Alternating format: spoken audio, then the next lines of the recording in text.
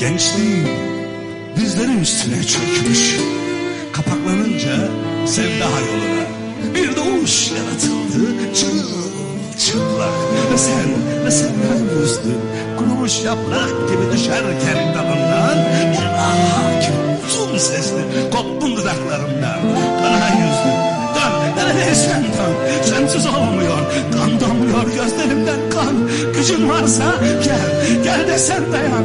Çünkü ben son nefesimi titrek, çünkü ben çırılçıplak, çünkü ben sensizim, çünkü ben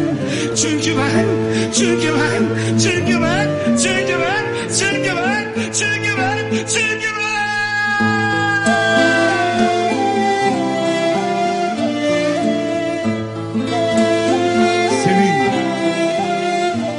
yokluğunda ne acılar çektim.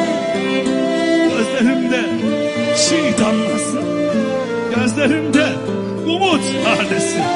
Hani bir kez olsun sen de gelirdin. Hani bir kez olsun ha. Hani bir kez olsun sen de gelirdin. Hani bir kez olsun ha.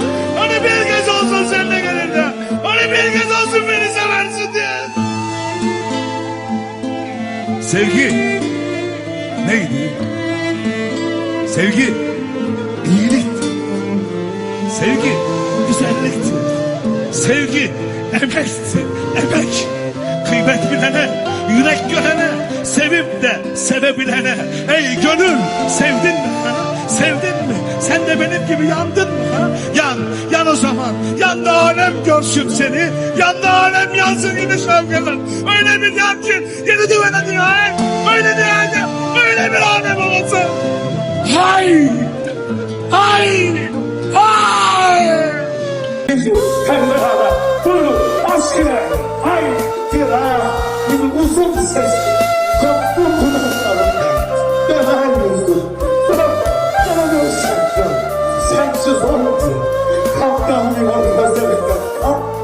Gücün varsa gel de sen bana. Çünkü ben son nefesimdim. Çünkü ben çırılçıplak. Çünkü ben sensizim.